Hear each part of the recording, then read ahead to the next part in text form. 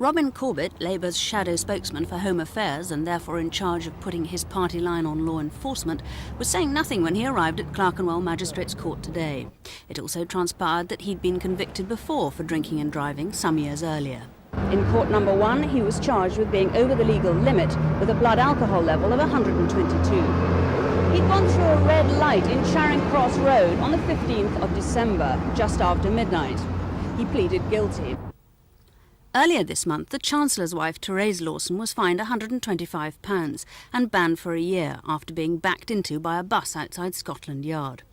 And only yesterday, Edwina Curry sailed into a storm when, having opened the refurbished Blue Bell pub in Derbyshire, her husband drove her home after having a pint at the pub.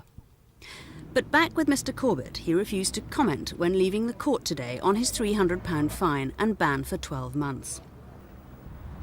But David Smith, a driver who appeared just before Mr Corbett, was fined £200 and banned for 15 months. He considered it unfair, as he was only 1 point above the MP's breathalyser reading. Basically, it's one law for them and another law for the poor people in the country. You know, we drive around, we've had a drink, we get prosecuted 15 months and 200 quid fine, right? They get next to nothing, yet he's got a previous 10 years ago, which fair enough, by that is a long time. But I lose my livelihood, I lose everything.